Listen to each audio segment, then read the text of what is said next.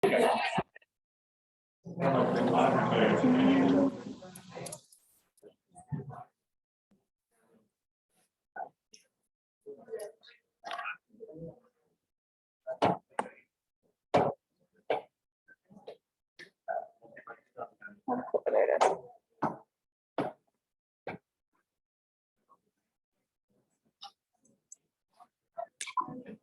We go ahead and get started.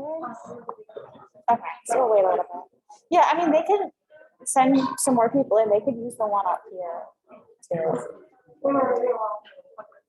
Oh, okay, got it. Okay.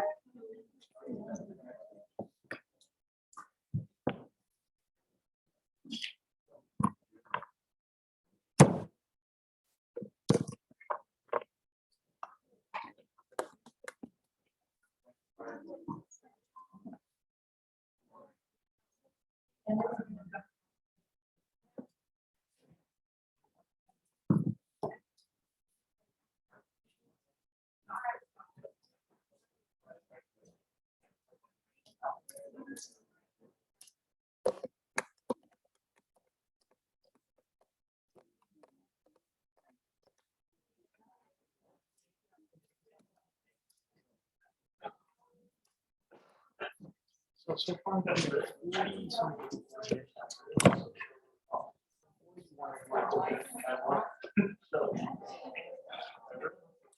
the doors. Okay, guys, we're going to go ahead and get started. Welcome to the last Club Council meeting of the quarter. Yay! Almost done. And I hope everyone has a happy Thanksgiving. So first things first is our agenda for the night.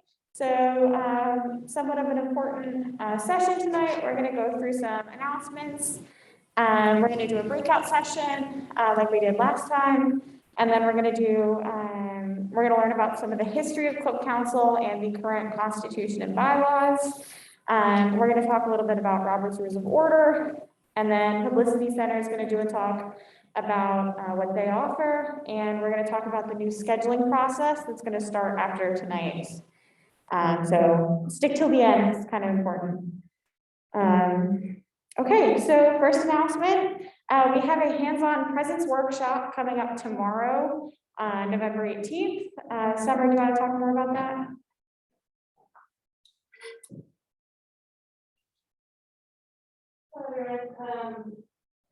It's going to be in Samuelson 170. It's a computer lab. We're actually going to go through the whole process of opening up the organization, looking at how to edit it. A lot of stuff is already gone through this year, but we're going to, anytime that you want to edit any of your information that's in your organization, we're going to kind of go through the fields and how to make sure that when your submissions get to us, that we're turning around and we're being able to prove them versus having to email you guys and say, hey, look, this information is wrong. So, we're going to be that. We're also going to be navigating through presence a lot more where to go find your community outreach opportunities and use your hours. We're going to be looking at how the student body population interacts with the club on purpose. So, just a little bit more in-depth detail. So if you guys are available, you can write them off tomorrow and Samuelson one night. And then it'll also be on Zoom, so you can attend there as well. So next announcement is that Publicity is gathering club stickers and club logos to put in the winter hike booklet. So if you want your sticker or logo in the booklet as kind of an advertisement for all clubs, as well as what Publicity does on campus, you can turn in either a physical copy to the Publicity office in room 272, or you can turn in a virtual copy to their email, which is, I believe, publicity@cwu.edu. If you want to have that in, you have to have it in by November 23rd. Next is some important winter quarter dates. So we're having an event, a special event that we haven't had in the past.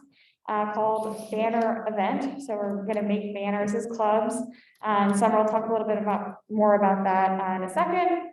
We also have our involvement fair for winter quarter on January 18th.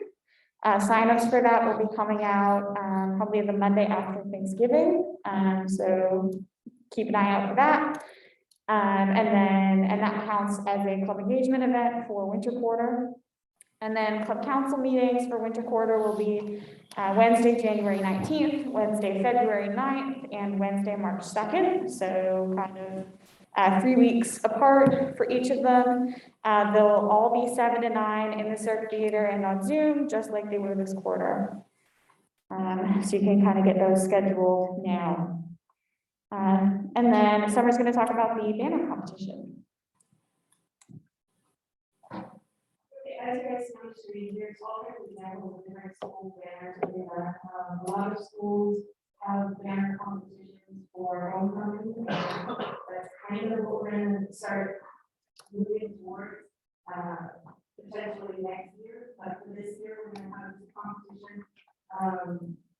The vice office is looking to purchase banners, so we will have a polyester banner available for pickup at the beginning of the quarter. And you guys have the option of working on the banner on your own, or we're going to have an event on the 11th. We're still working out the hours of but it's going to be a good form of time, like 4 hours. We'll have the banners there, we'll have supplies in order to do one. We're probably just going to do Sharpies and paint, but anything else that you want to do, right? As long as you're using the standardized banner that we get out, you can do whatever you want with it. So it's kind of like an announcement to start planning, thinking about it. We are planning on offering prizes for the different, we're going to have different categories like most creative or most themed for your club. The idea is we're going to put these up. If the event is on the 11th, we want to put them up in the search and have them hang for the entire week until the club fair. And we're working on how it's going to be displayed, but we will be filming. And so we want to have like a name on it, your meeting location and time, and those types of things. But that really creates an idea of what are you putting on there that's going to really sell the club? Because the idea is that this is a good advertisement for people to join the club. And after we're done with the being on display, the involvement there, you guys can see.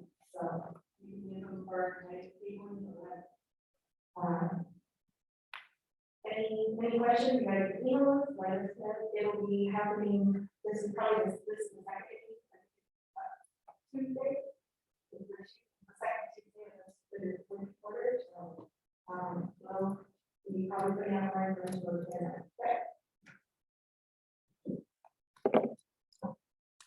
Were there any questions on that? Nope. Okay, awesome.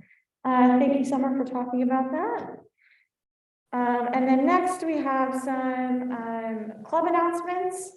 Want to perform in the CWU Mariachi Ensemble, you can register in chamber music, music 217L or 417L.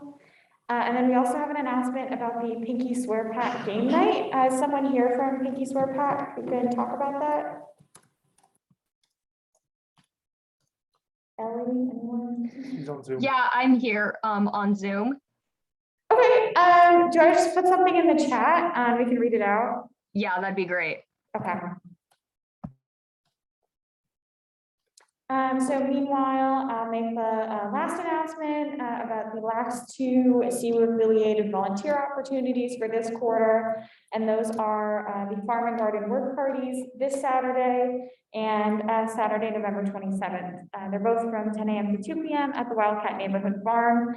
And those are kind of club's last opportunities to get club engagement hour or civic engagement hours for this quarter with the university.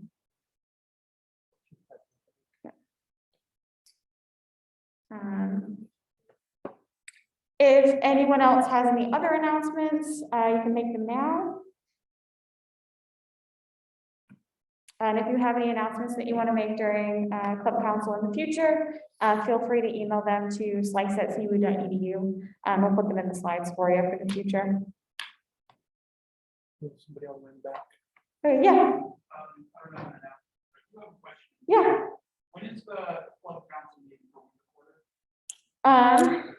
Club council meetings for winter quarter are January 19th, February 9th, and March 2nd. Yep.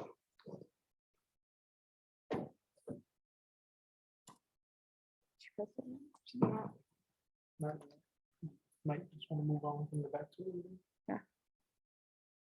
Okay. Yeah, okay, so we're gonna move on. We'll come back to Pinky Swear Pack once that's entered in the chat. Okay. It did. Cool. One second, Margaret, sorry. Okay. Pinky Swear Pack is hosting a game night event on Monday, the 22nd of November, to raise money for families impacted by pediatric cancer. We are looking for anyone who is interested in partnering with us or spreading the word on social media. You'll be able to find that event on Presence as well if you want more information about time and location. Yes, in the back. Thank you. Do you have to be a music major to perform in the CWU or ensemble? I don't think you do. Do you know? No. Okay, no, you do not. Everyone they can get. Okay, our next speaking point is from Margaret about the standing requirements. I'm gonna come up here and stand in front of the video so our lovely humans on Zoom can see. So just a reminder of the good standing requirements. These are per quarter. You can miss no more than one ICA Club Council per quarter. Have a minimum of 2 members attend 2 club engagement events. These include involvement fairs, attending other clubs' events, Boost Central. So if any of y'all participate in Boost Central, you can count this as either a service experience or one of these 2 club engagement events. It's up to you. You'll be self-reporting. You can't use it for both. We're not allowing double dipping, but you can choose if you want it to count as club engagement or service. And then the admissions open house. I've been picking on the anime club a lot. I know they had a big event night or it's coming up. And then have a minimum of 2 members complete 5 community service hours per quarter. We have heard that y'all are stressed, understandably so. It's been a transition. We acknowledge that coming back to in person, and we never really intended for these requirements to be a barrier. So we want to give credit for the people who have completed their service hours this quarter, but we also want to take stress off of anyone who may have yet to complete their service hours. So you can opt into having your fall service hours credited to the winter quarter. This means that if you did 3 hours at one of the wonderful Mid-Columbia Fisheries event, you can have 3 hours for the winter quarter. This is meant to like help take some stress off of you for the winter quarter. If you have any questions about that, I'm happy to answer them. Yes. Yeah, so pretty much anything out of our slice office. So by that, like we had a tree planting event, we went out to Olmsted, did some planting.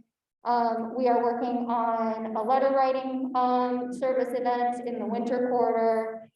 There's a wide range. I know I've talked to several advisors about some potential projects. So if you're ever in question, feel free to reach out to me.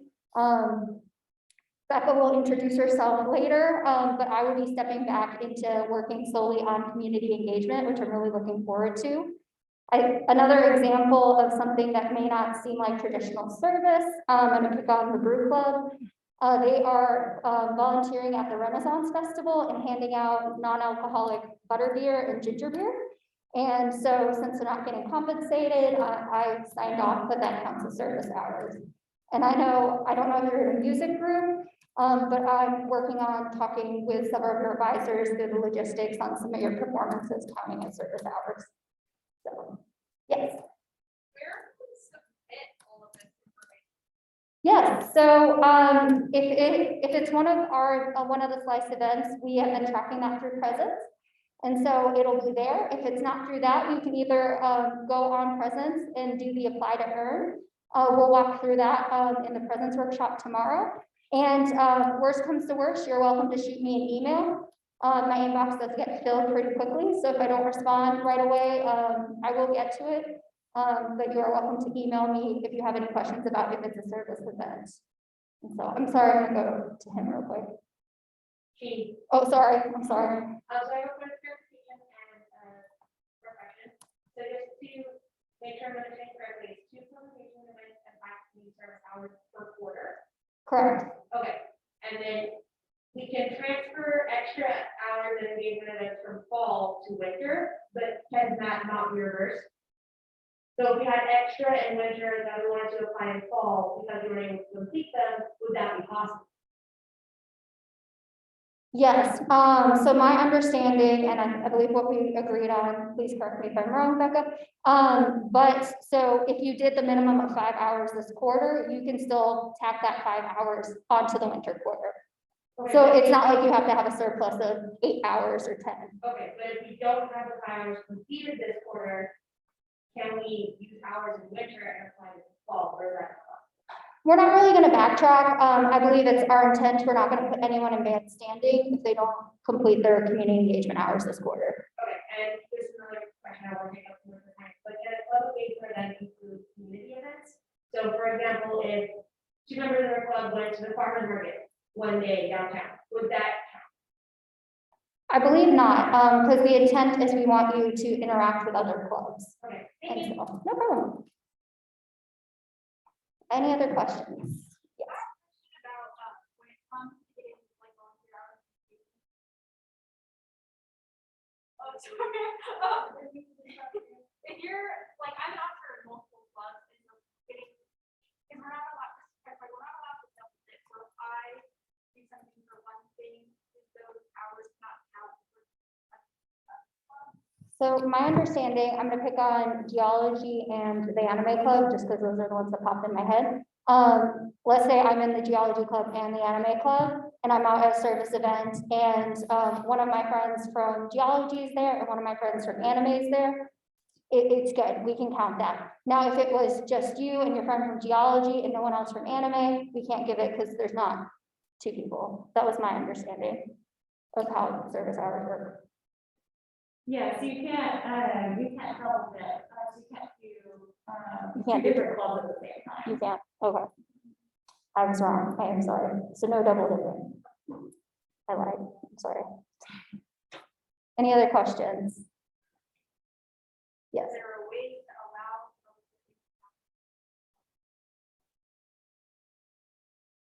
It's really challenging, it's all of those hours. Well, the intent, because it's just, you have to have a minimum of 2 members, it doesn't have to be officers, it could just be regular members of the club. So the intent is that everyone has more than those 2 members, and it works, if that makes sense. I know this quarter, it's kind of shaky, because some clubs, they only have 2 members. But that's just this quarter, we're suspending community hours requirements for this quarter, contributing next quarter.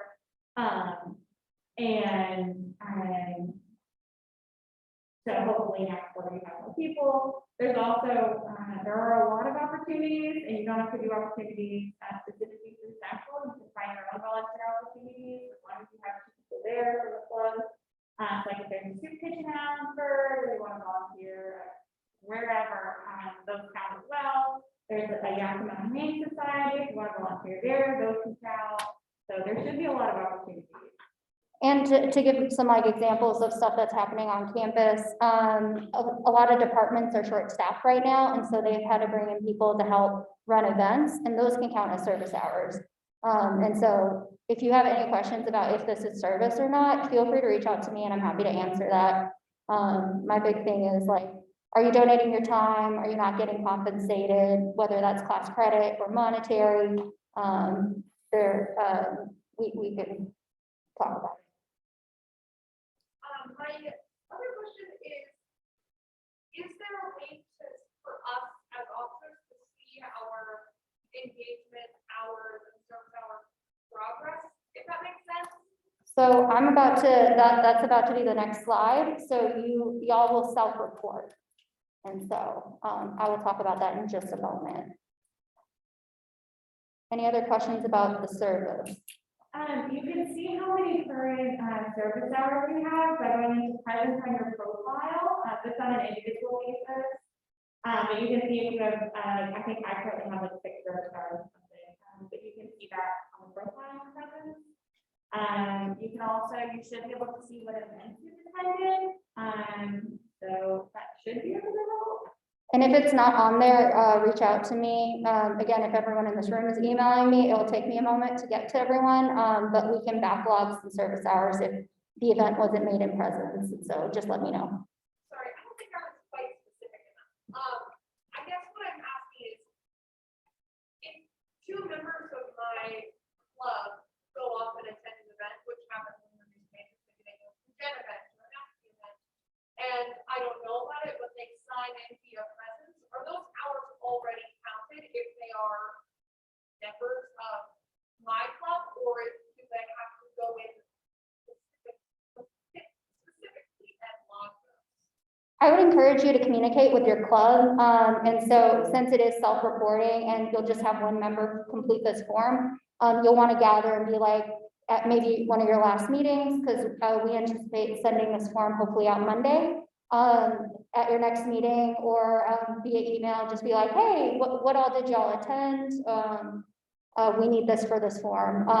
Or you can even, please only have one person fill out the form, but you're welcome to send the form to other people as well so they can see what the questions are and what they need, which I'm about to talk about too. And so I would just talk to your club because there's about 90 of you, I think, active. And so, and with however many members, 110. And so our staff just does not have the capability to go in and check everyone. And so it's a lot, it falls, the responsibility kind of falls on you to kind of keep track of that. And so, but it is housed in presence. And so you can always check, did they really check into this event and stuff like that? Yes. Question about backlogging the service hours, because at the beginning of the quarter, when I was personal service hours, I was trying to put in hours that I had done as previous dates, and that specific form would not allow me to put in past dates. I emailed about this, I wasn't given a response, I don't know if that's fixed, but if that is an issue that we encounter while backlogging our service hours, what should we do? Absolutely. I believe there's 2 ways to go about that. Either you can put the actual date in the event name when you go to create the event to backlog it. Otherwise, I think we have to go in on our end to create events that have already happened. Any other questions? Groovy. I'm gonna go to the next slide. So you'll get this form on Monday. Again, it has the requirements on it. And so you'll just fill it out, put your first and last name, the club that you're representing. And then you'll be asked a couple of questions. They're pretty they should be pretty straightforward, such as club engagement event 1, what was the name of that event? And then the following question is, what were the names of the minimum 2 people who were at the event? This is the back part of the event, and there will also be questions about named members present at the service event, what was the name of the service event, and then how many hours did you serve? And the bottom question is, would you like to enter more service hours? Some people go to one event that's 5 hours long, so they only need to submit 1, but the form will allow you to submit up to 5 different service experiences that will hopefully capture the 5 hours. If you need more, let us know. And there will also be a question about if you want to provide us any feedback or any concerns or just any feedback you've had from the quarter on ways we can improve, any presence feedback and stuff like that. We can't fix it if we don't know about it. Any questions about this form? Cool beans. It should be pretty straightforward. If you have any issues, you can talk to anyone on the site staff. They should be able to walk you through it. And it'll just be I think a Teams form. So yes, well, I will pass it back to you.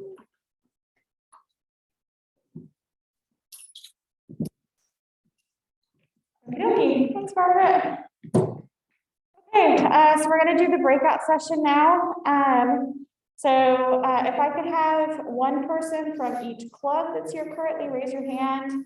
And you're gonna have to keep them raised for a little while. Just hold on a sec.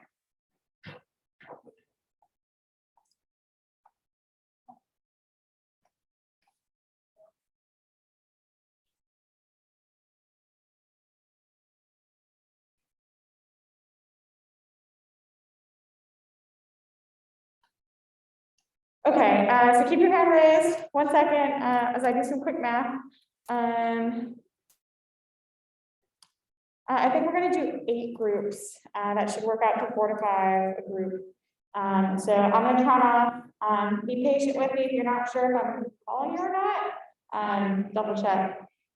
Group 1 in the bunny ears. Group 2 in the suit jacket. Group 3 in the gray. Group 4 all the way in the back. Group 5, group 6, Alexis group 7, and then across blonde hair, group 8, and then all the way across group 1, and then back group 2, in the blue, group 3, in the white, group 4, and the black, group 5, in the gray, group 6, group 7, in the blue, group 8, in the red, I guess, group 1, orange, something like that. Group 1, and then in the white and blue, group 2, in the gray, group 3, and the red and black, group 4, merit, group 5, and black, group 6, and then group 7, group 8, and the burgundy, maroon, whatever, group 1, and then group 2, group 3, group 4, group 5, group 6 in the blue, group 7, group 8, and then group 1. And I think that should be everyone. We're gonna do group 1 down here, group 2 in the middle, group 3 in the back, group 4, 5, and 6, and then 7 and 8. So you can move to your group. We'd like you to talk about what clubs you'd like to get to know better / possibly collaborate with. What types of club activities would you like to see this year?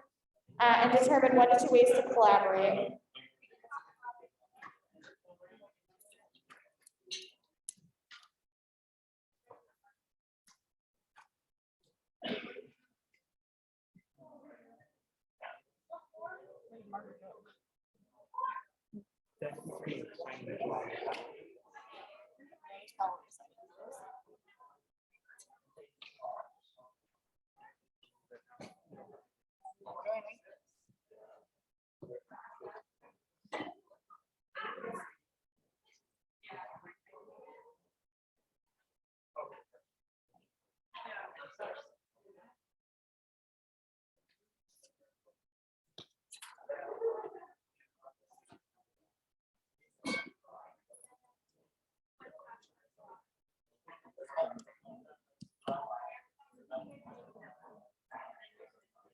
Yeah.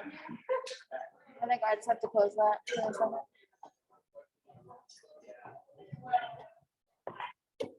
Thanks. I just couldn't see it on here. So I didn't-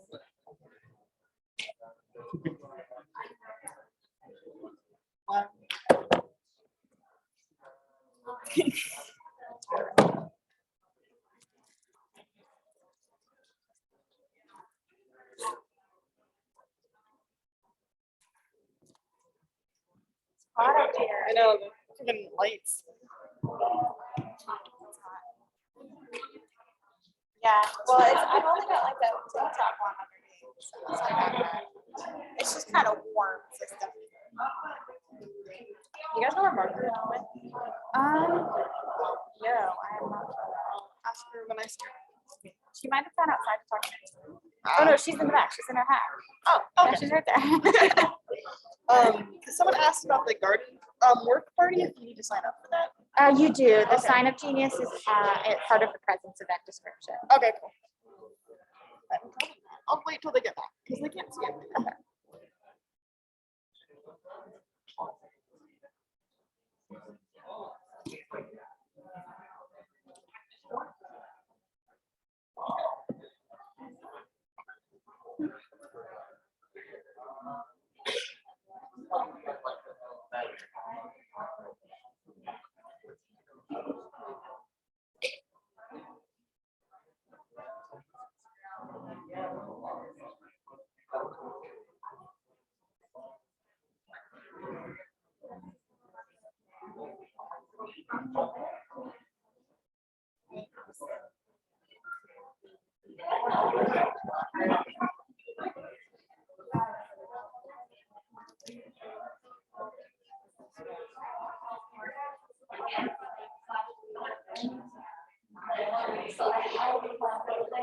but people are not gonna follow.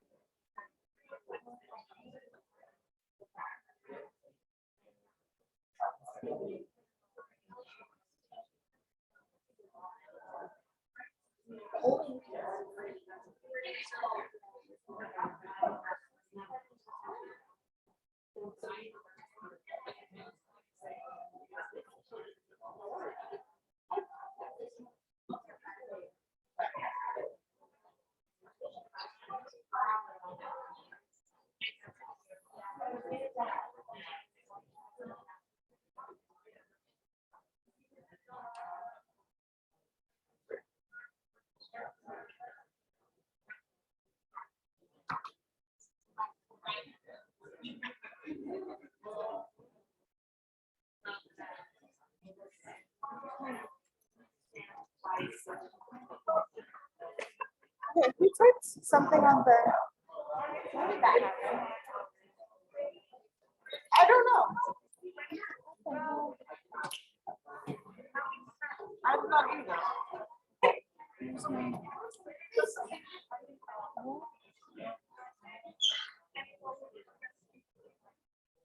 Get rid of it. You figure out how to get rid of it. Would that be you?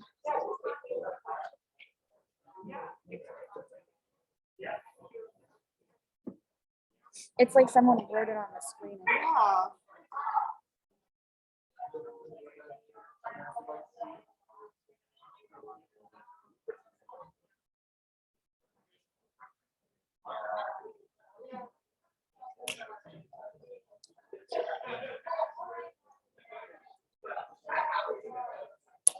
Okay, just to let you guys know, you've got 2 to 3 more minutes left, so you might want to wrap stuff up or start to wrap stuff up.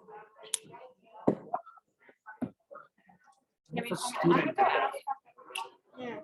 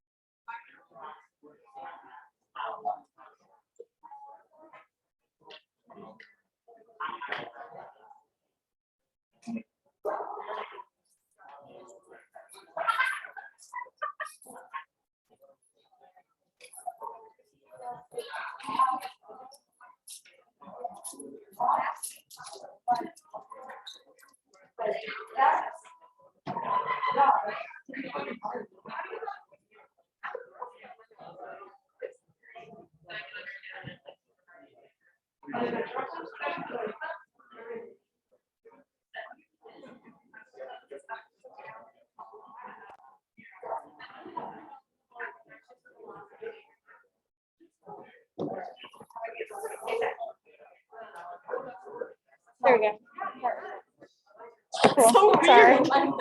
Yeah, I don't know what that was. Yeah. Is there a way to like disallow that? Like in settings?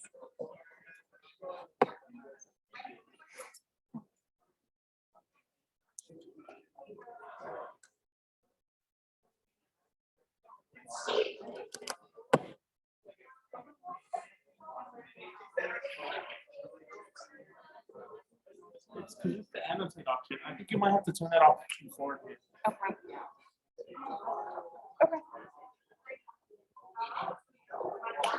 Those breakout rooms. Okay, guys, we're gonna call the breakout sessions. If you want to go back to your original spots, you can, or you can stay where you are.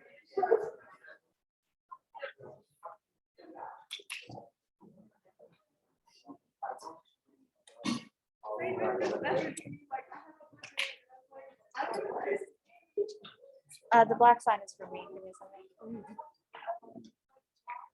It's because it's optimized for video. Got 16. Give me a number.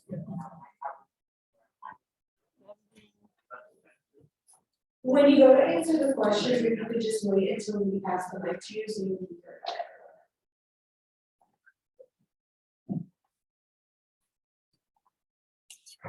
Okay, so I hope everyone had some fruitful discussions.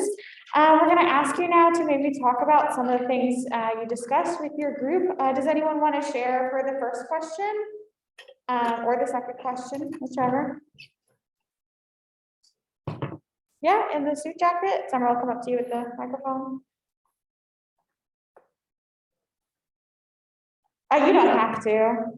It's just the microphone is for people on Zoom. So in group 2, we talked about probably the best club to collaborate with would be the happiness club, and we are all college students. Fair enough, fair enough. Does anyone else want to share for any of the questions? Yeah, in the back. So I was in group 4, and something that I thought was interesting to highlight that we talked about was how a lot of clubs are really used to amplify and promote breaking majors that they're attached to, but also how it's important to make it more accessible to those who aren't majors. So trying to find ways to collaborate and create club activities that can be both, that can support majors and further their goals, but also be interesting to others not in those majors. I think that's something important to keep in mind. Awesome, yeah, I think that makes a lot of sense. Is there someone over there? No? I was in Club 6, and we were discussing how it's very difficult to find clubs that we want to collaborate with right now, especially as more being added presence and trying to reach out to them. We had the instruments, and I'm also from the CWU History Club and trying to find other social studies-based clubs to interact with. I was honestly not sure whether there or finding other ones. Another person in our group was given a string instrument specifically one of the clubs when she represented, and finding other music-based clubs that it's not hard to find specific groups. I can understand that. We might think about, or we might talk about in the department, getting some additional categories in for the organization registration, because right now all we have are those like 7 main categories: academic, hobby, faith-based, that kind of thing. And you can filter by those in presence when you're looking at the organization, so that can help a little bit.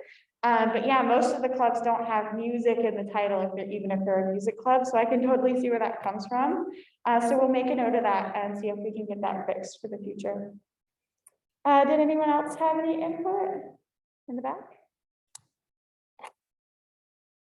Hi, I am Charlotte, I'm from Snap, resident of one, and when we started talking about the questions, I said that I would love to collab with another music club, like NACME, which has many instrumentalists, as opposed to my club, which is primarily local club. And surprise, Army Club wants to come caroling with us, like, that's just something I never would have thought about. I pretty much only considered doing things with ACBA and Jen and the other clubs that live in the building, and it wouldn't even have occurred to me to reach out like outside of that tiny little atmosphere that I live in, and so that's super fun and exciting. I didn't have to get email. That's awesome. I'm really excited that happened. That's kind of what we want to happen with these breakout sessions. Yeah, in the back. Hello, so something we talked about in group 3, and this really kind of applies to your policy is that different squads collaborate with each other and like chamber ensembles. Okay, yeah, awesome. That could be really fun. And then down here. And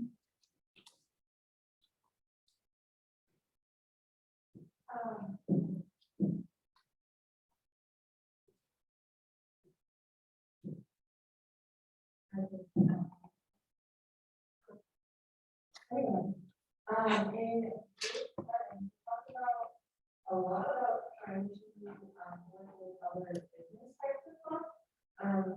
Specifically for Jen, we work with a lot of different media clubs, like this year we're working with Faculty and CWU. But one thing we would like to do is work with more business related clubs or work with other clubs events and be able to put on small combo performances. So that's also learning how to design yourself.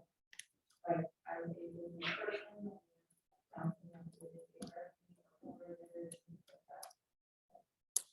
Awesome, that makes a lot of sense. And then I think in the back again.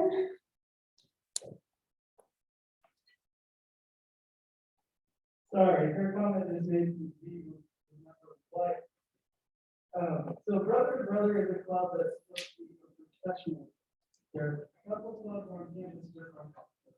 Good idea.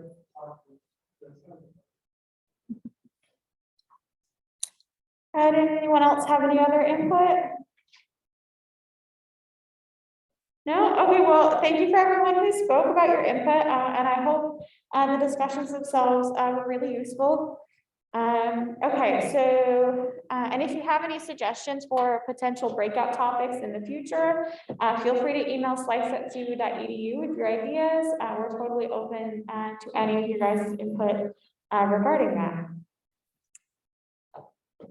Okay, so next thing we're going to talk about to maybe give some context to some of you all that you might not have had at the beginning of this quarter or the beginning of this year is the history of Club Council.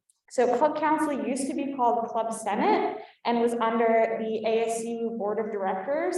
So there was a vice president of clubs and orgs that was part of the ASU Board of Directors. And then that vice president led Club Senate. And so Club Senate was kind of within that body.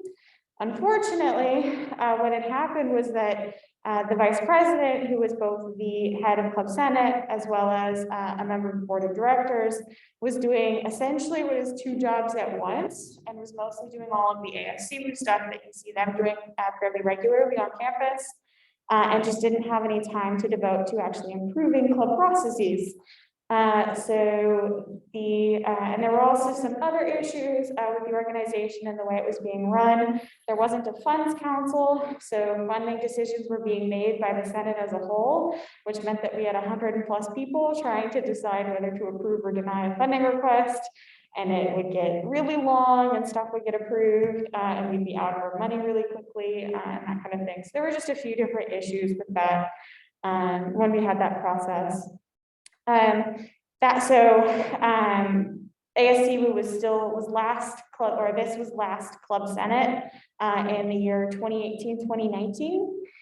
So between 2018-19 and 2019-20, Michael Middleton, who has since left the department, worked with the person who had been elected VP of Clubs and Orgs to kind of change some of the stuff about the organization so that it was now Club Council. It's still under ASCU, but they had a funds council and club council, and it worked pretty well.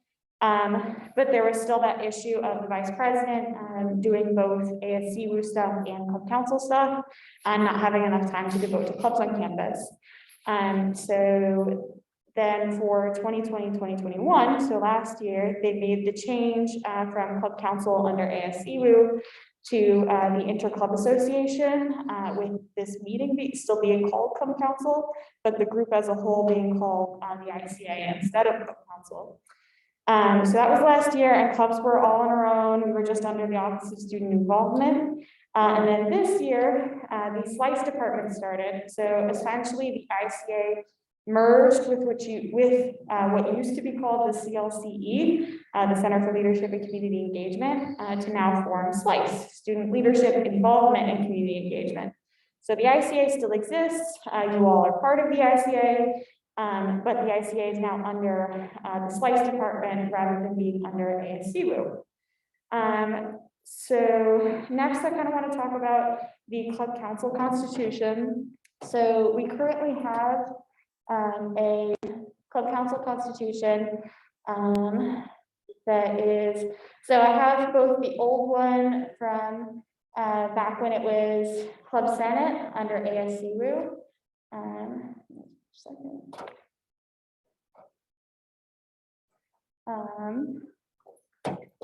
And that is this one. So I think, yeah, that works. Okay. Sorry, technical difficulties. So this is the ASCU Club Senate bylaws that we used to be under. So you can see there's the duties of the chairperson, who was the VP of Clubs and Orgs. And then we also had a Senate treasurer and a Senate administrative assistant. And that was kind of how the Senate was organized. We also had a club insurance coordinator. And then the Senate officers received stipends. And then they had there was stuff about what the duties of each individual senator, now club council representatives had. And then this is what we basically followed. So duties of the ASU Senate shall include deciding policy of the Senate with regard to issues affecting clubs and organizations recognized by the board of directors, et cetera, et cetera. They could confirm, reject, or remove appointments made by the Senate chairperson, made by the treasurer, et cetera. Set policies or procedures for the Senate, approve or disapprove the allocation of funds, confirm or reject the budget, and then other things as well. We had some guidelines for different officers, attendance, the responsibilities of general club members, termination of the Senate office, resignation, some stuff for a potential funds council, and other subsidiary bodies, council of probity. So it's kind of a lot, it's kind of long. But I kind of want to show this to you guys because it still displays some of the intent of this organization. So what I'll show you guys next is our what we have as the current club constitution from 2019-2020. So it's still out of date due to the fact that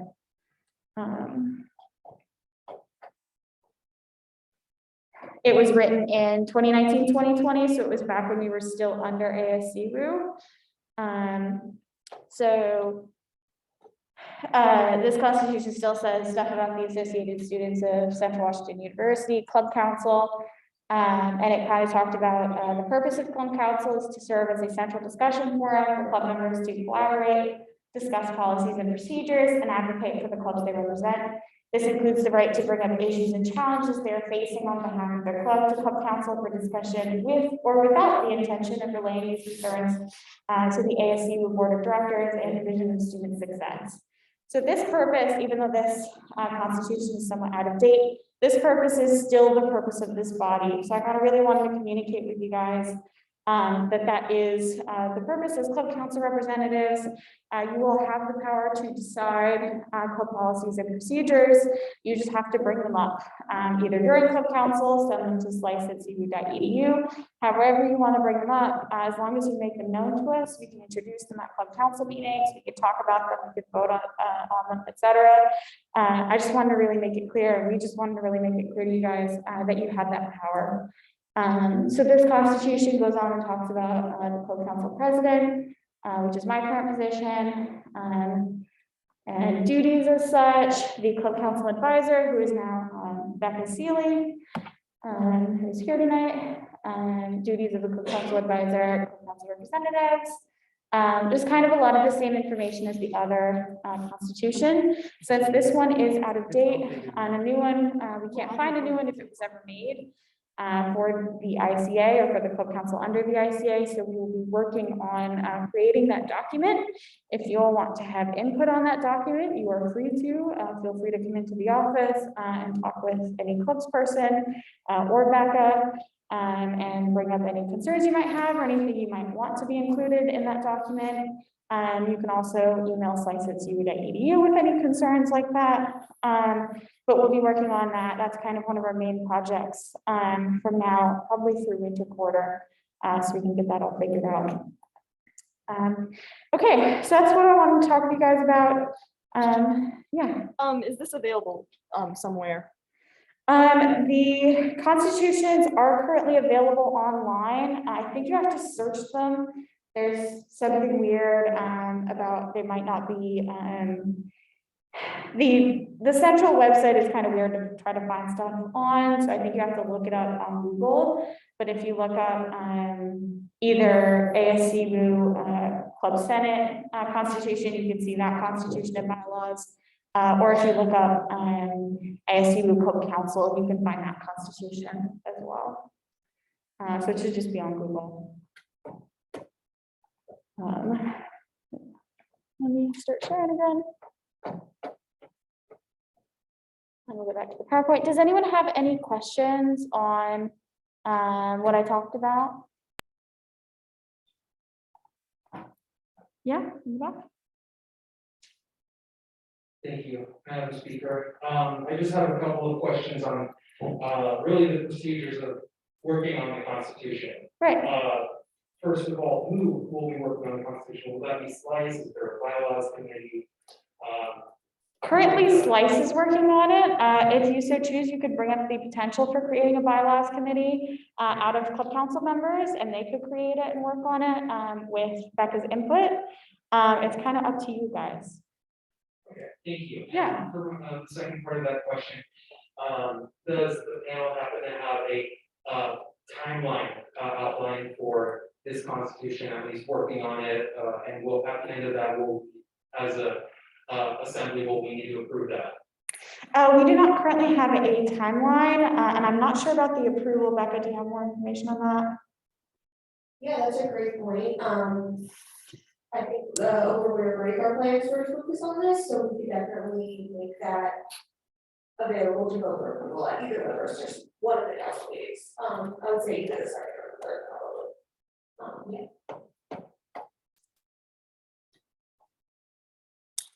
Were there any other questions? Yeah. As we were talking about seeking an approval process where we can ratify this constitution, yeah, I think it would be good to see that we can get the rough draft distributed to us before. Yeah, that would definitely be possible. If we do have an approval process during the meeting, that would be sent out to you all with the newsletter on Monday or whatever the Monday before that meeting is. And if we are going to decide if we want to have like a bylaw on a subcommittee, that's something we would decide presently with those people here, or is that something we would move forward on? Becca, do you want to comment on that? Yeah, so I just decided right now that we're gonna have a bylaws. It's a great idea. Can I just get a show of hands of people who might be interested in participating in that? Okay, bylaws committee, so essentially just a group of people that come together and to work on drafting up the bylaws, because we currently do not have a specific set of bylaws other than the ones that were for ASU one. I think that would be really cool, so, yeah, I'll get that later. Questions? Were there any other questions?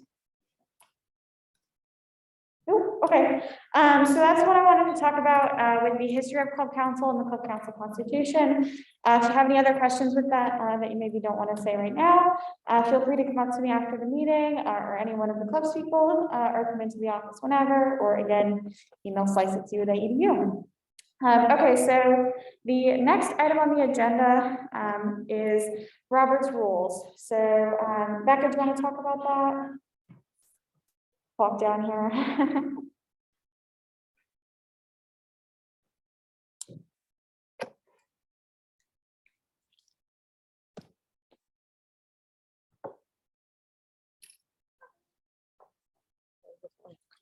Hi everyone, my name is Becca Seeley. I am the new coordinator in the Slice office.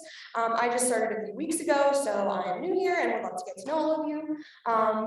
So I just kind of wanted to go over a little bit of the basics of Robert's Rules. Essentially what Robert's Rules are, it dates back to like the 1800s. It is basically an overview of parliamentary procedure for how to run meetings. The purpose is essentially just to let meetings run smoothly and efficiently and to make sure that all members in meetings have a fair say and equal rights in those meetings. So I know a lot of ESC as a function uses Robert's Rules in their meetings. And I know a lot of your clubs probably use either Robert's Rules or some other kind of rules of order. So if your club consistently does that and you want to talk to me about it and share your ideas, I would love to hear them.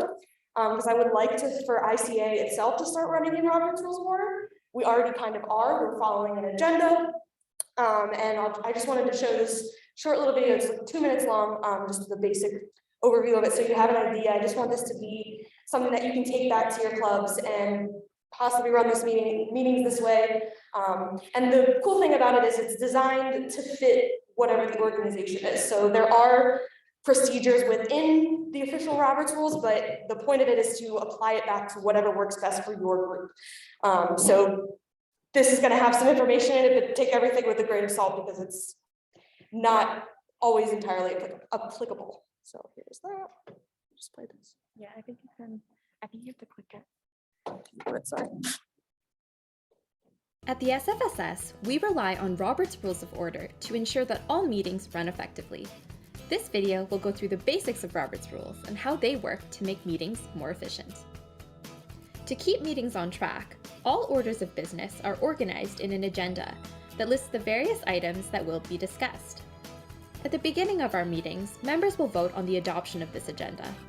Only after the agenda is adopted can the meeting proceed. At the core of Robert's Rules is the creation of motions, which are formal proposals for an organization's membership to take a stance or take action on a certain issue. To make a motion, you must first obtain the floor. To do so, you must wait for the chairperson to call on you after the last speaker has spoken. When making a motion, ensure that it is clear, concise, and stated in the affirmative. This is not the time to elaborate on your motion or try to motivate for it. You will get the opportunity to justify your motion during the discussion period. However, before discussion can begin, another individual must second your motion. Otherwise, it is lost. Note, you don't have to be in support of a motion in order to second it. Seconding simply means that you would like to see further debate and discussion happen. If your motion has been moved and seconded, it is placed before members for consideration and debate. The mover is always allowed to speak first and is given the opportunity to justify their motion. During discussion, only one speaker may speak at a time. At any point during the discussion, an individual can move to amend or modify a motion, saying, "I move to amend the motion," followed by the changes they wish to make. After all discussion and amendments have taken place, Members will vote by a show of hands whether or not they support the motion. If the majority of members vote yes, then the motion passes. So that's just a basic overview. I myself am not an expert on it. I have used it in previous organizations that I've been involved in, but I kind of want to get this going next quarter, especially when it comes time to do things like vote on the Constitution and the bylaws. It's just an orderly way to do it to make sure that everybody's voice is heard. So it's something to consider for your clubs. And then the next thing I'm going to talk about for tonight is, sorry, technologically challenged. How do I do this? What's wrong with me? I think if you just, is the arrow not working? Yeah. So if you, Oh, now I see. yeah, it should go that way. Okay, fabulous. So for Funds Council, in terms of submitting requests for your club, the last day to submit a funding request for this quarter is Friday, November 26th, which is next Friday. You are still able to submit any requests after this date, but they will not be reviewed until the start of the winter quarter. And then a new kind of policy that we came up with is just for the purpose of not overwhelming Funds Council and keeping everything organized. For any requests that are under $500, if you would like your request to be viewed next week, you must submit it by Friday of the previous week. So for example, if you submit for next Friday, November 19th, if you were to submit after Friday, November 19th, your request would not be viewed until the following Monday of the 29th. That makes sense. So as far as Funds Council, we only have 3 members right now. So we're definitely in search of more people. It does not have to be any of you in particular. It just has to be any club officer. This is a really unique leadership opportunity that I definitely would recommend taking advantage of. You have the opportunity to make decisions and be a representative on your campus. Something to note is that if you consider yourself to be a more biased person, it might not be the role for you. This is going to involve making some unbiased decisions.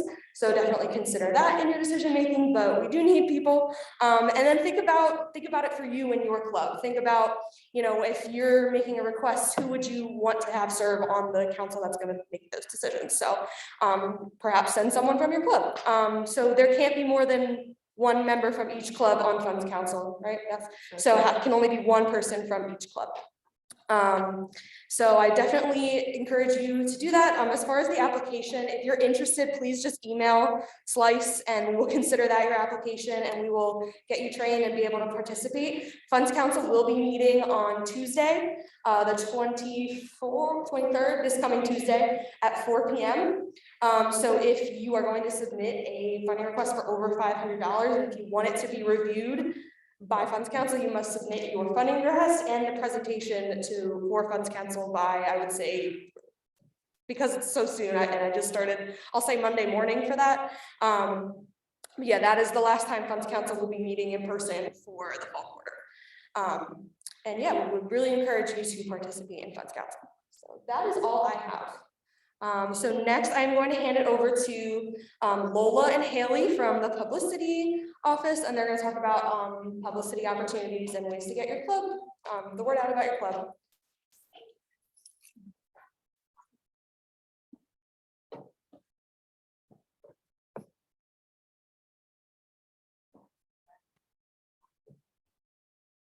I'm just going to start to share again. We had some.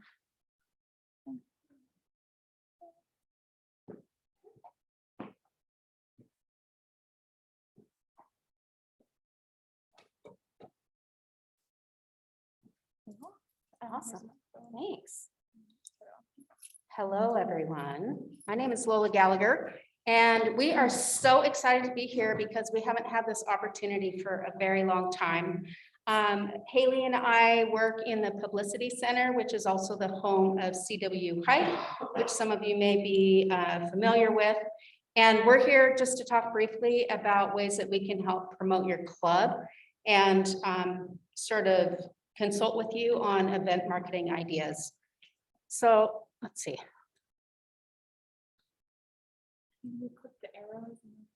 Ta-da! So this first slide, we just want to show some examples of some of the work we've done over the years for clubs.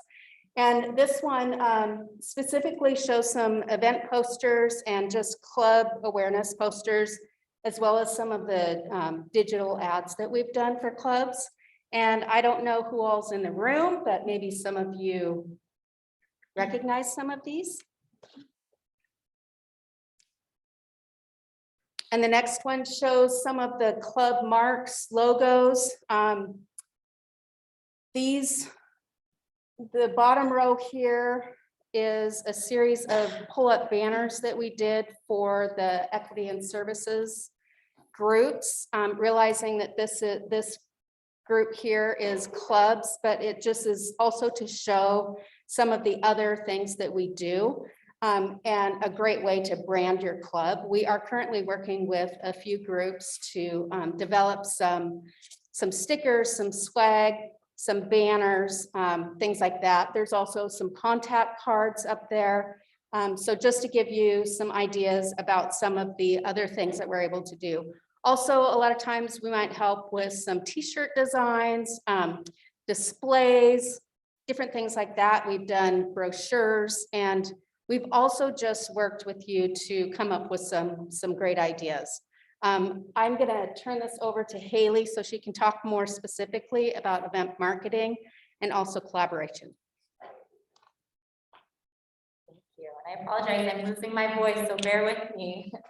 So as Lola mentioned, we also manage CWU ICA social media. That comes with a lot of our event publicity packages.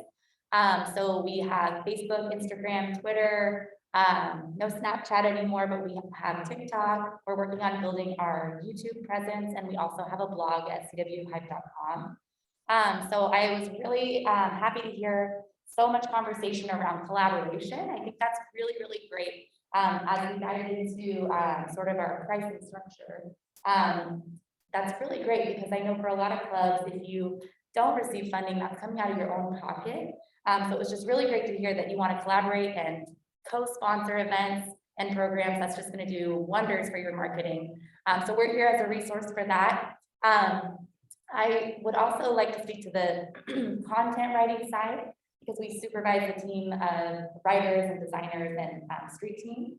So as you guys are preparing for programs and events, we're also looking for just story ideas that we could write about on our blog, or if you're a club that's just hurting for members, or if there's anything we can do to help support you, maybe that isn't related to an event, we want to explore that with you.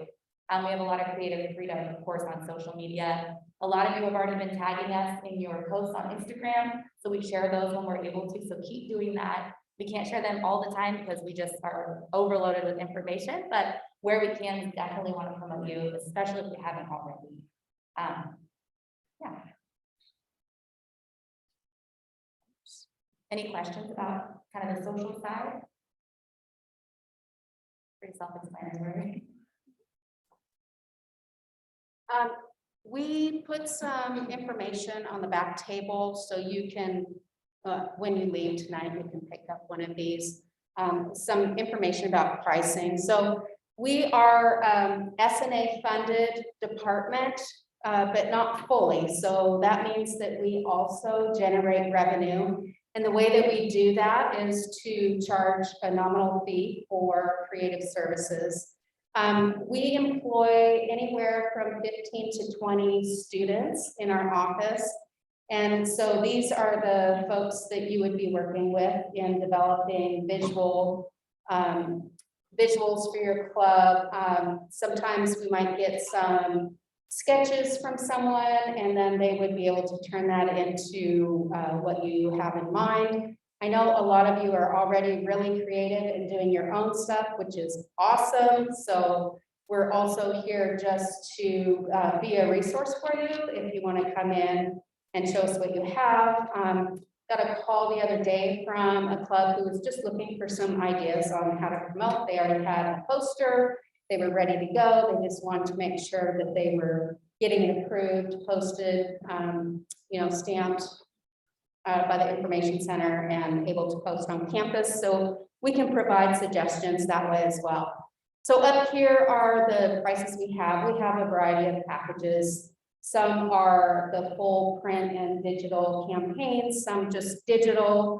We also have the weekly high listings in the CERC restrooms. We do the screens, the digital, Wildcat Access digital screens in this building, also in the Res Life office, the Student Services building where in Bullion, where there's the student financial services and advising and that sort of thing. You might see some in Discovery Hall and sometimes in Samuelson. So those screens are a great resource for you as well. And then here on the right-hand side, you can see just a variety of other things that we do. It's not all about posters. A lot of times, like I said before, clubs and orgs are just looking for something that's a little more permanent that they can have for their tabling, like tablecloths, you know, to have sort of a more polished presence, say an event, a club engagement fair, something like that. Yeah, any questions on that? Awesome. I think that's it then for us. We have one question in the back. Oh, thank you on the right. I should have stayed over there.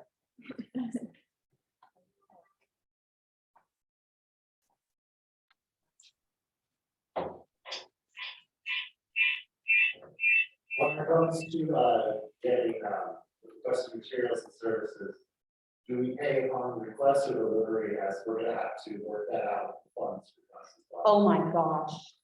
Thank you so much for that question, because I was just telling Haley, I totally forgot to put that on this sheet. So for clubs, usually what's going to happen is you would probably want to contact our office to give us an idea of what you're thinking. We can provide you with an estimate. To access your funds, to have those released, you do have to work through club accounting. So what we usually do is we communicate with the club and say, okay, these are the types of things that you're wanting to do. And then we come up with as close of an estimate as possible. Sometimes a club will say, well, we have X amount of dollars to put towards promoting whatever it is. And so then we can take that, make some recommendations, and then we provide that information to the club contact and to club accounting. And at that point, then the club officers, however many of you need to go in and sign that expense form in the club accounting office. I know there's also the funds council, yes, many available through there. It's a similar process. You still have to have a close estimate to make a request for those funds.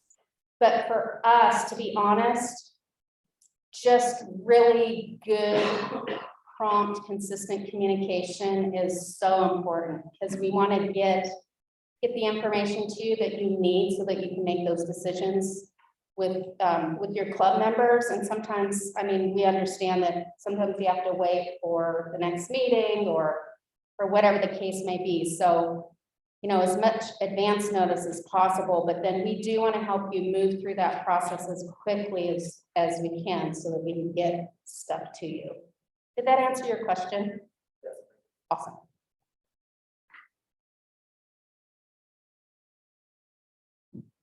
All right. Thanks so much.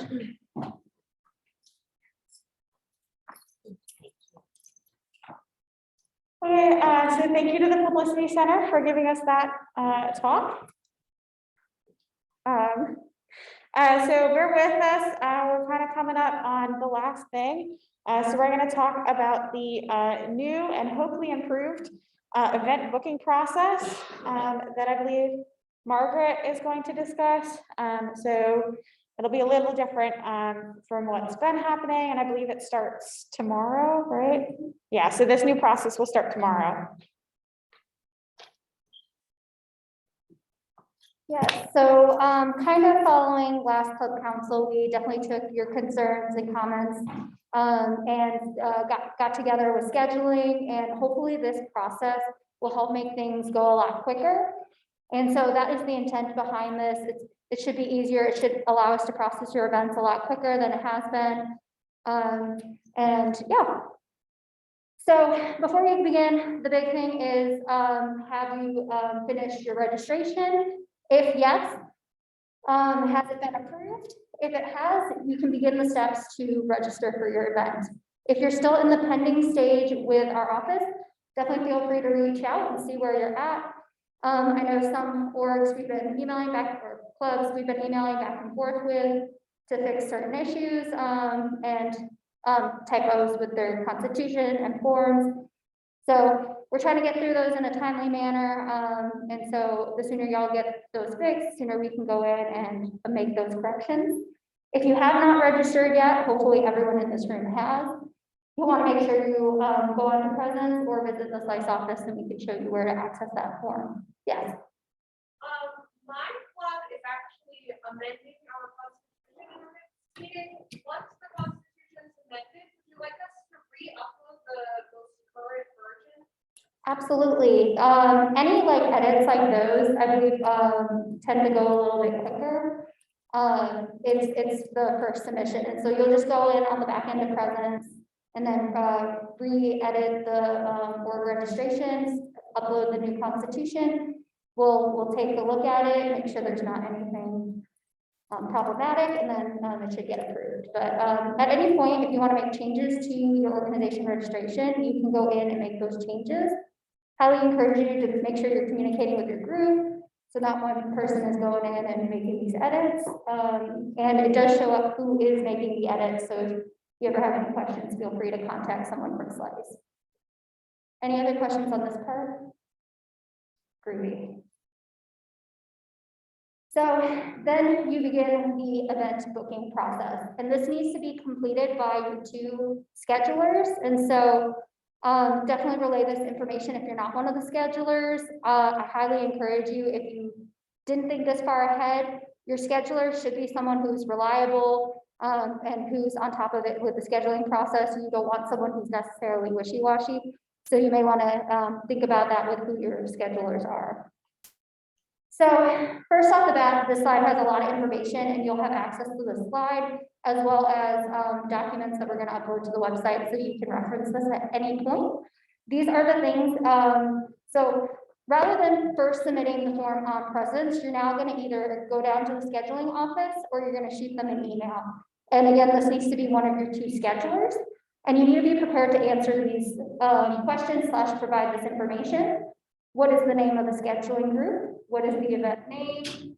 Date and time? Is it reoccurring?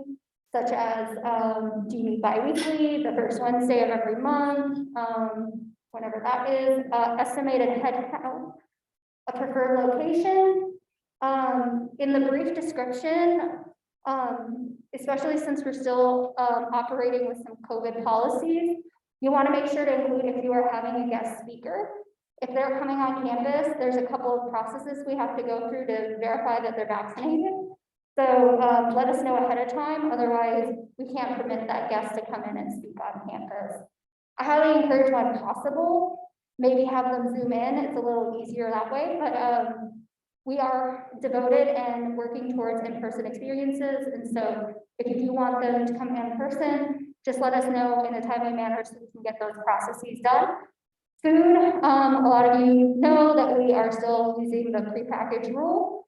All items need to be prepackaged. And oftentimes, like if you're catering for like a large group, you need to make sure you go through dining because they have right of first approval. And so that is part of the process. Some of you have been wanting to show movies. You need to make sure you're purchasing the movie rights, and that is a process in itself. Those, depending if we can get it through the company we partner with, Swain, can range between $250 to $900, depending on the movie. Disney movies, I will say, tend to be more expensive. And also, when the movie came out, comes into account on how expensive that is. So if you are showing any film, you need to make sure you're purchasing the movie rights. Otherwise, your club could get sued, and so could the university. So some clubs do have, yeah. Sorry, so many questions about so many things. Oh, great. right, movies, showing movies. Does opera count? So there are some movies and some documentaries and some websites that allow free showings for educational purposes. And so you can look into it. A lot of documentaries are that way.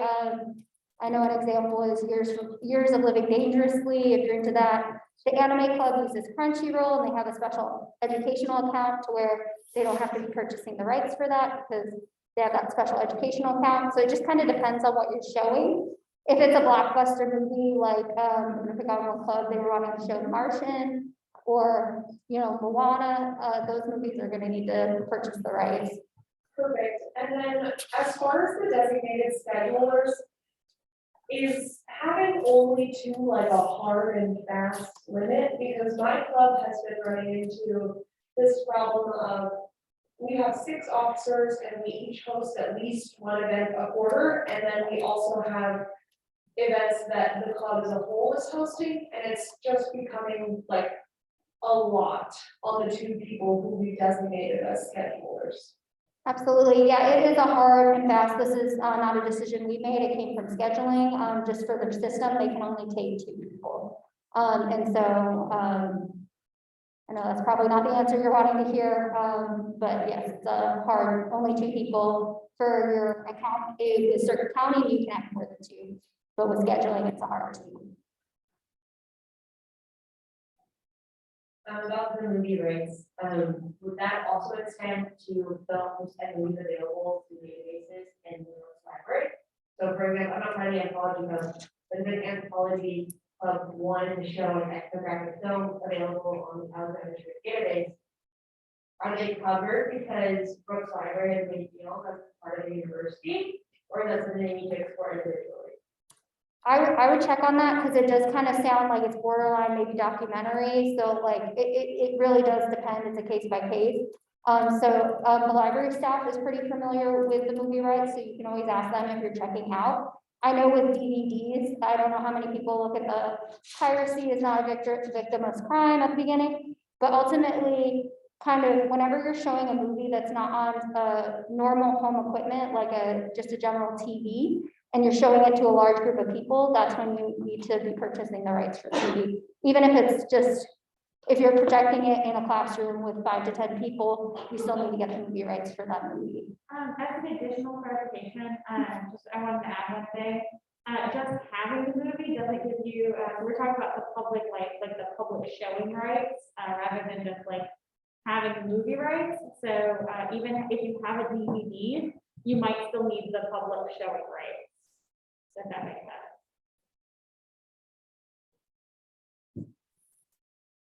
Hi, I'm Stephen. So you mentioned the anime club is a Crunchyroll, and it sounds like they kind of buy out the movie rights, like something. Could you use Netflix?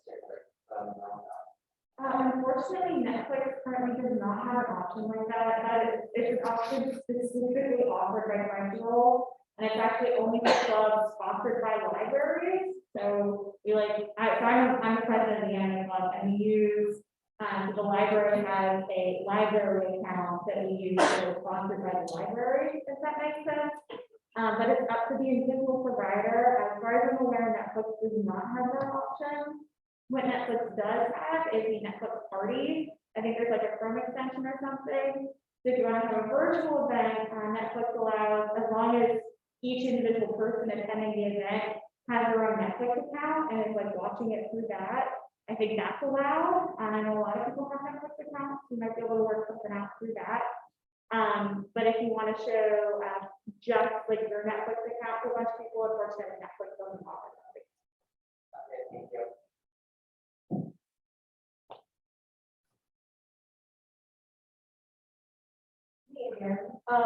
If we submit an event via presence and it gets denied, is there a place where I can see why it was denied? Because I was kind of looking around, but I couldn't really figure it out.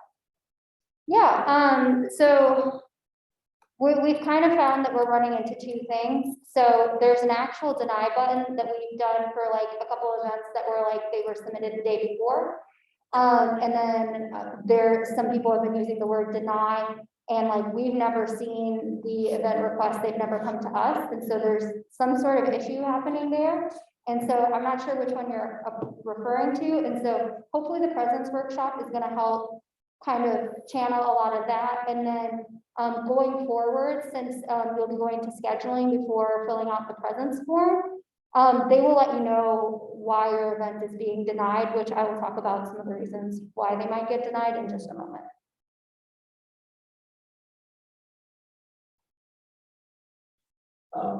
Going back to the movies, if it's a public domain movie, do we need to worry about what? I believe not, no.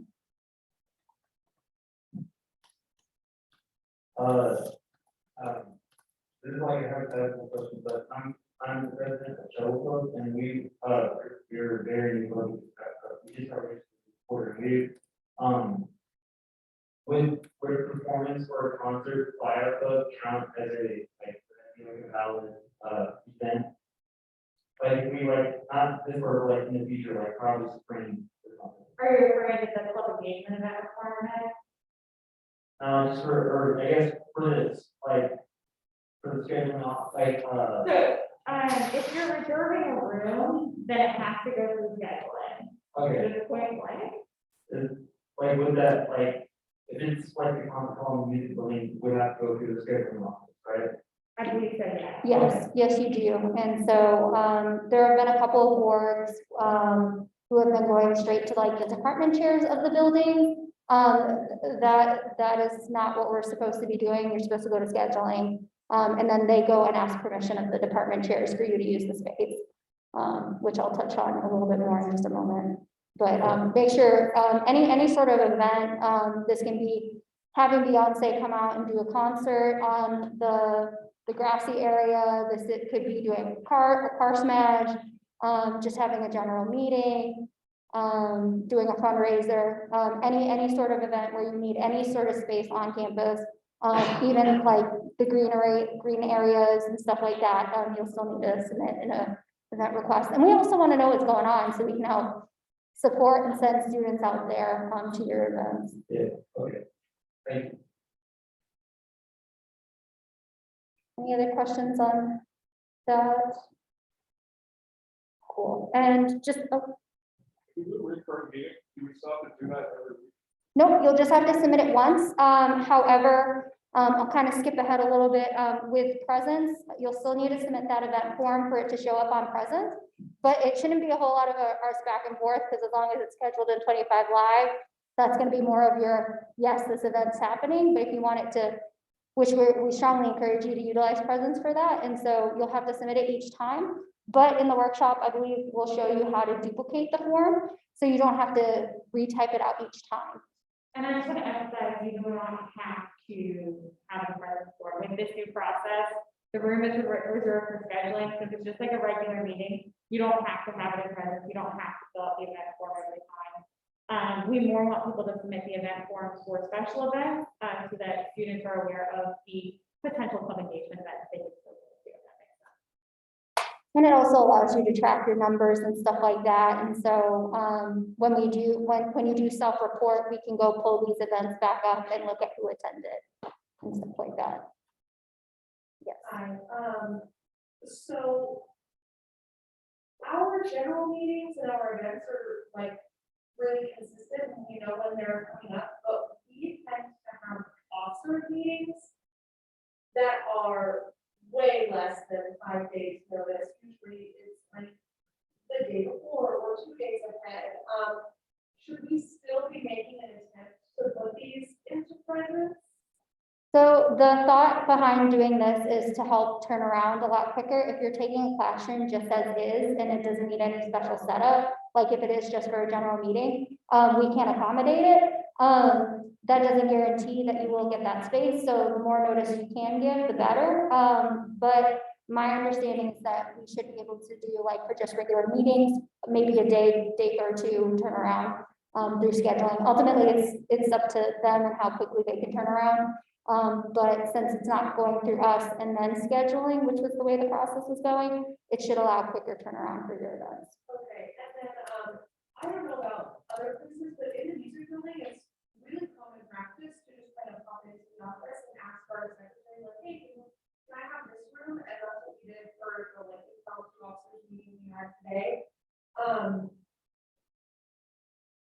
Should we not be doing that? You should not be doing that, just because there's safety issues with that, like heaven forbid, a building burned down, we wouldn't know who was in there.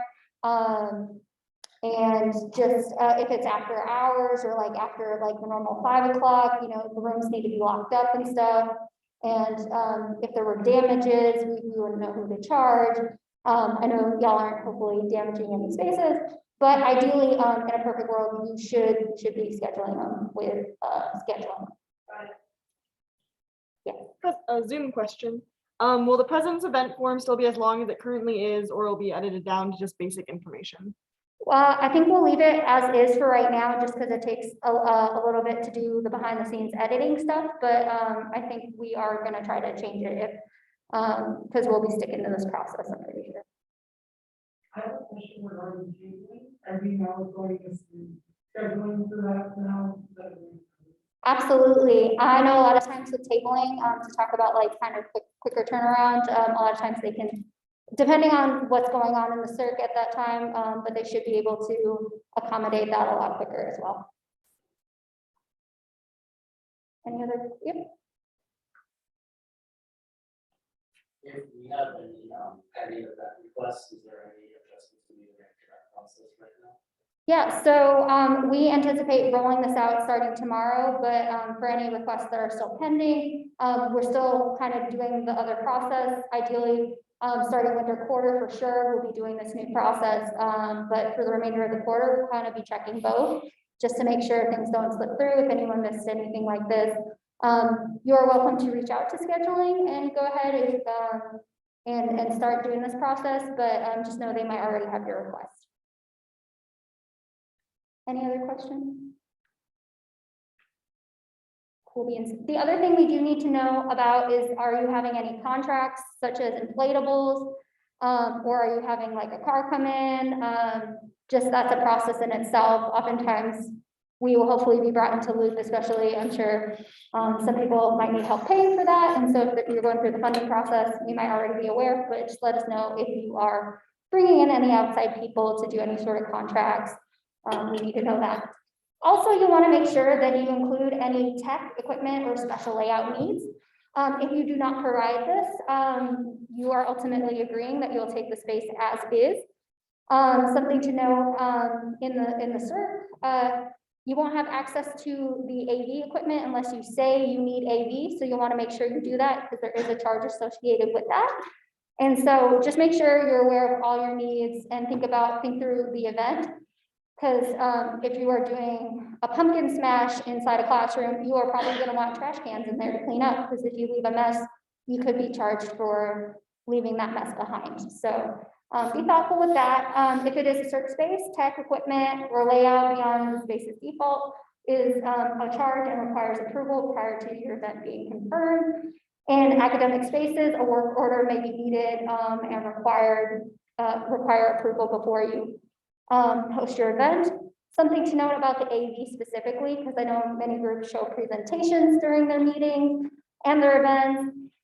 If you do book in the CERC, and you request AV services, you have access to kind of for the duration of your event tech support, whereas if you're in an academic building, you don't have guaranteed tech support. So that's something to keep in mind if you're doing like an important meeting with Zoom and you're having the guest speakers Zoom in, you may want to make sure there's no glitches in the technology. And so having someone here who can troubleshoot, that's really nice. You'll also want to make sure you know what the funding source is. Are you using your personal account or ICA Club funds? The default is your personal account. So if you are requesting for ICA funds, just make sure you note that so we can go ahead and make sure the approval has been made, or we can start that process. Any questions on the information you need to provide?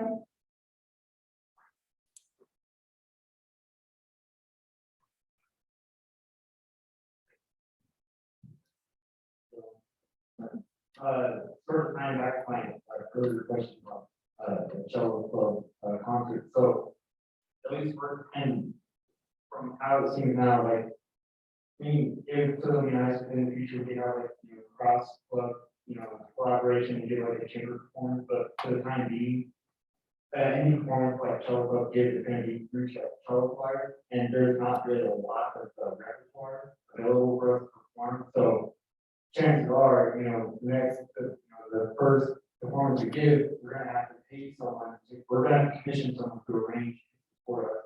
And so I have a couple questions. So would that commission count as a contract?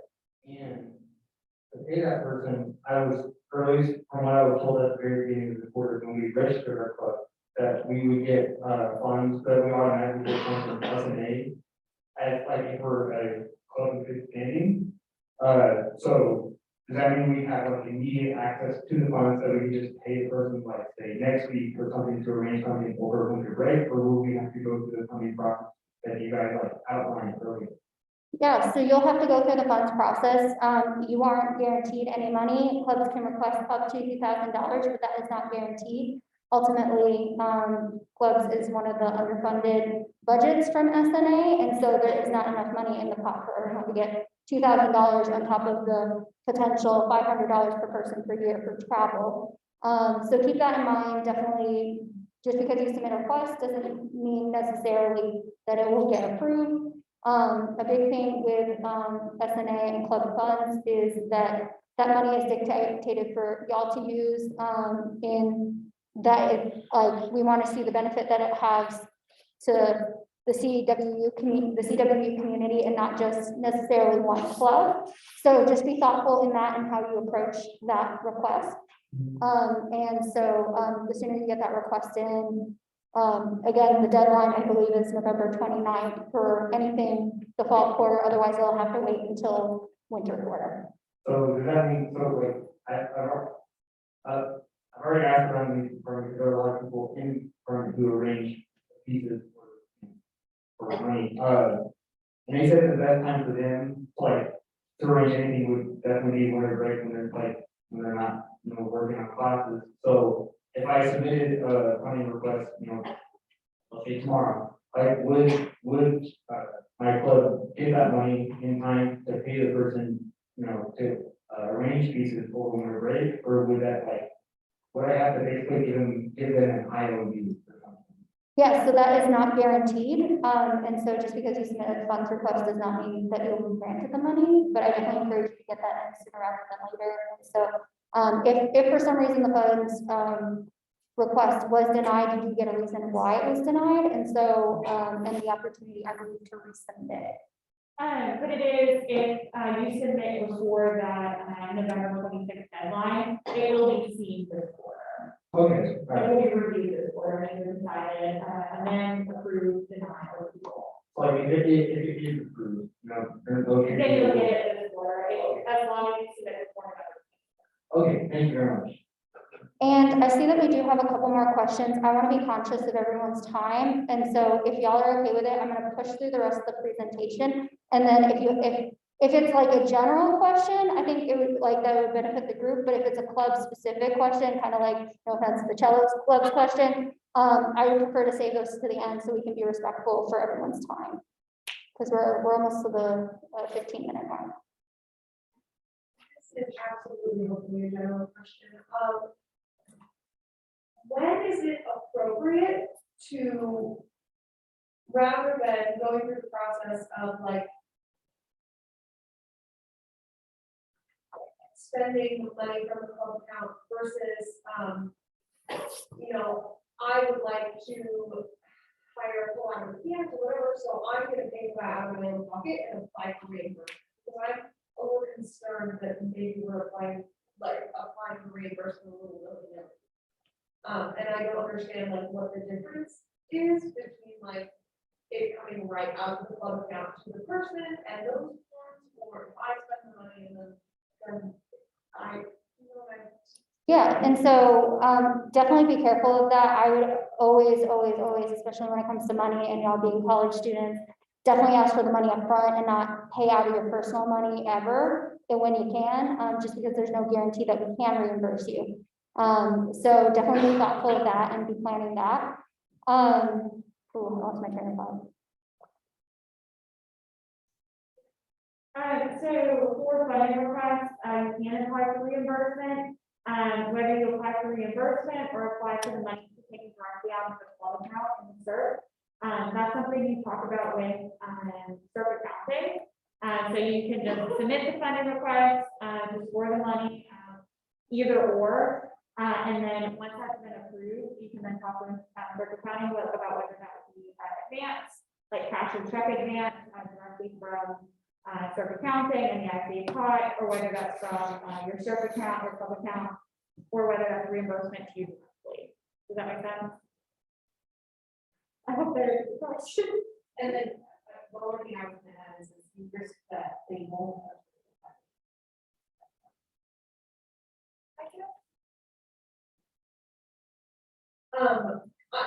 Maybe I'm misunderstanding how reimbursement works. I'm talking about when it's coming straight out of money that the club has in its account.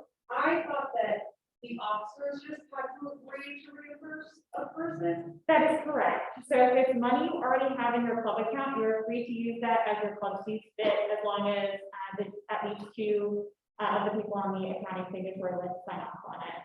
We're talking more about funding requests from the ICA pot of money, which is the 180K we talked about in this letter. I see. This is why I was confused. Cool. Okay. That we clarify. And did you have a quick question or you good? Okay, cool. Moving along, so the second step after you provide them with that information, scheduling is going to book your event as tentative and then email Slice for approval. This is where if you have food, are showing a movie, need funds, a little bit, they'll reach out to CERT accounting if it's really funds heavy, but like, we'll get you all squared away. Again, if denied, Slice or the scheduling office will provide an explanation. If your event is deemed dangerous, disruptive, dangerous, I think I said dangerous twice, there could be damages or distract. You may be asked to fill out an online form for an exemption request. This is just for CERT events. So like if you wanted to do a car bash on the patio, I don't know if anyone knows about a car bash. Those can be extremely dangerous, especially with glass and baseball bats. And so just be prepared to answer those questions. Those are going to be the big reasons why your events might not get approved. If funding approval is needed for any charges, the scheduling office will reach out to the club accounting for approval. For personal accounts, signatures from 2 students authorized as club signatures is needed to sign off and approval of the expenses. Feel free to visit the CERT accounting office, CERT 263. The only people that can check the club account are whoever you have on the signers. So keep that in mind. If I just go in and I try to go check the balance for my club, they'll probably tell me I can't tell you that information and send whoever is the signer. For ICA funding, approval from ICA Funds Council is required prior to club accounting signing off on that. So if you are needing funds for your event or the space, make sure you're getting those in a timely manner. The third step is going to be once scheduling office receives all approvals, final confirmation will be emailed to the club and Slice. This will be sent to your CWU email, so make sure whoever your schedules are checking that email. If you submit the request with a Gmail, a club Gmail, or a personal email, we will be emailing your student email just for confidentiality and making sure we're emailing the right people. And then the fourth step, once your club receives final confirmation, the club inputs their event in presence. So even though this isn't required, we strongly encourage you to do this. This will allow you to track attendance and data about your events. It will aid in club's ability to complete their good standing requirements and will provide fiscal and statistical support for your club in the future. For example, if you are hosting an event every year, where you're putting on a concert and you note for the first year you had 40 people come out, but you were only given $500. And next year when you go for approval, you can be like, oh, I had 50 people come to my event, and so I would like more than $500. You have that. It doesn't guarantee anything, but you now have that data to back up your request for your funding. So I highly encourage you to use that, especially if you'll be requesting funding. Some things to keep in mind, your event is not booked / reserved until you receive the final confirmation email from the scheduling office. Meetings and events requests should only come from authorized schedulers as indicated in present. You can go in and change these, but try to limit and like be solid with your 2 people you choose. Some rooms are contingent upon approval from departments. In the event your request room is not approved, the scheduling office will work with you to determine an appropriate alternative space. This is, for example, like the music building with all their concert spaces. They will work with the music building to get those approval. Locations are on a first come, first served basis. You can view what is available in 25 Live. Again, this will be linked on the website, so you'll be able to click on it and see what's available. Please try to book your events as far in advance as possible, but again, this new process should allow us to process your events a little quicker. For virtual events, if you'd like to include them on the club calendar, then it will need to be sent and booked with the scheduling office under a virtual event location. And lastly, all clubs and organizations must have their roster up to date with the leadership team, schedulers, and the advisor on presence, so county and their groups can verify that they are a registered club and in good standing. Here's our information in the back, along with the information from Publicity. There's also scheduling business cards. I encourage you to take them so you have their email and all their information. This flow chart is basically all of what I just said. It will be online, so you can easily follow the step-by-step for event planning. And this is the second page. If you do have any specific questions about any events or scheduling, I will be hanging back for a little bit, but I want to be respectful of everyone's time. And feel free to pull any of us, and we can hopefully answer your question. And then I will pass it back to Elizabeth. Okay, thank you, Margaret, for going over all that stuff. Okay, so that was it for the main content of the meeting. I'd like to take the time now to open the floor to any questions or comments or suggestions for future meetings. If you don't want to make these comments or questions with everyone present, feel free to come up to me after the meeting, come to the Slice office between 8 a.m. and 5 p.m. Monday through Friday, or email slice@cwu.edu. Please, please, please, if you have any questions or concerns, please come contact us. We're always open to receiving those and trying to help fix them for you. I don't know if I can make a motion for this or what have you. But I do think that last time the women's center rate with the charging was really helpful. Okay. And I would like to make some suggestions. If you motion to have the wellness center do an exercise break every club council, someone can second that motion and then we can vote on it. I second the motion. Okay, vote to approve.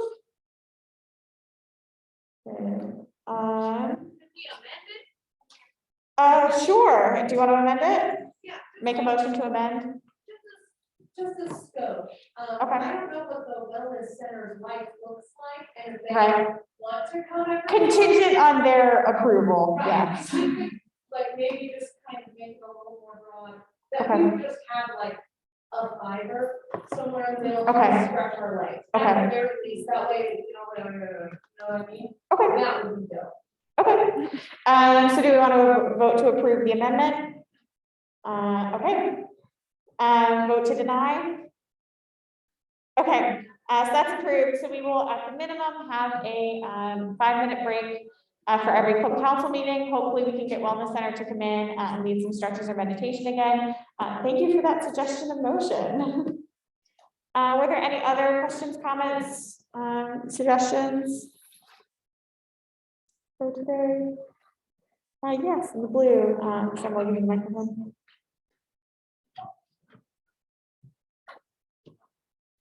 So I remember this was covered earlier, but if a club does not get their, I think minimum required for cumulative 5 hours community service by the end of quarter, in the next quarter, if they get, surplus of hours, could they use those hours in the second quarter, to allocate them for the previous month where they get their hours in, or is that not possible?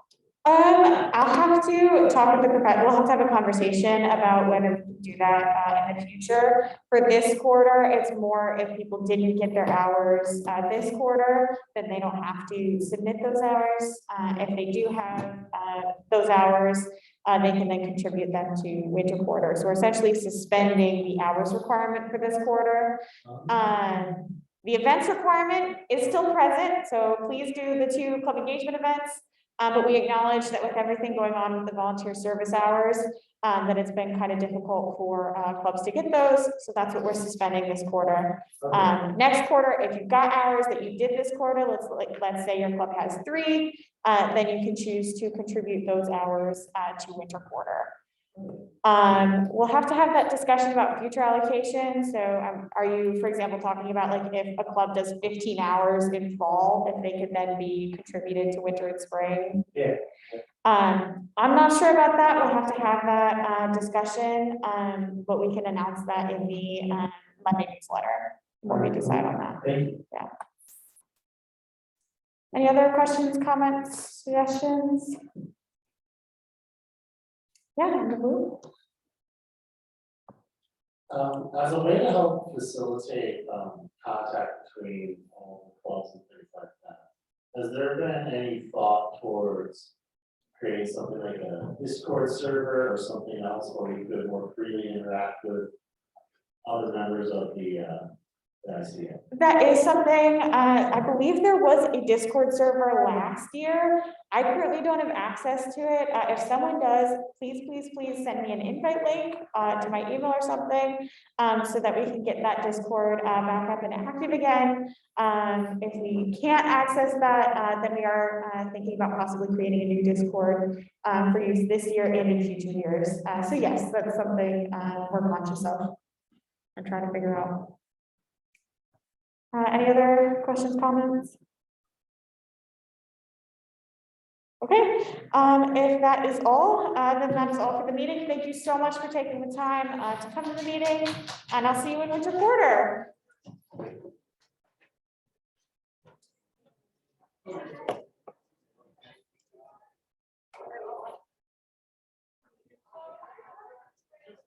Were there any Zoom comments, questions? No. Okay.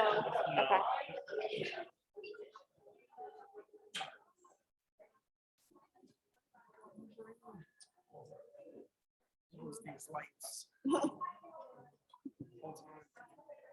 I feel like a, you know, like lizard that makes a Yeah. sound of the lamp.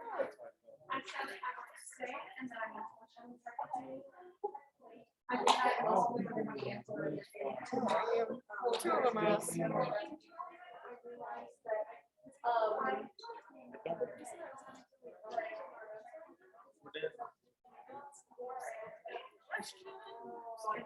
But I feel like they're just going off their laptops right now.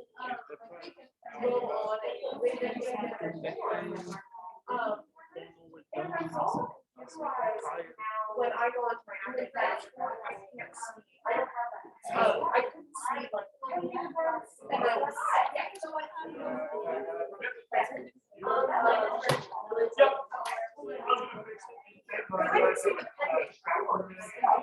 I'm sorry, can I plug my? Thank you.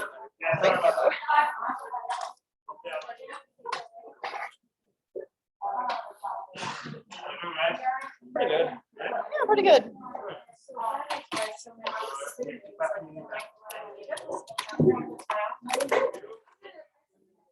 I got a confirmation email and I was like, oh, that sounds great. And I was like, where's my kid? Where's the stuff? And I told like,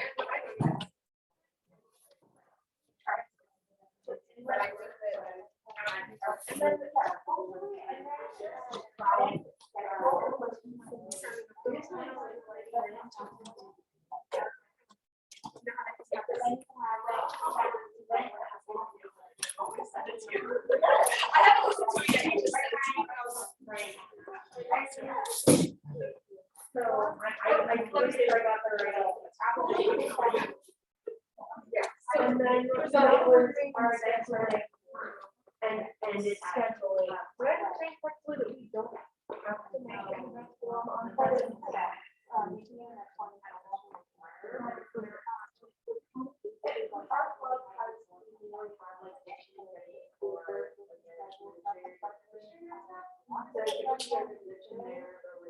direct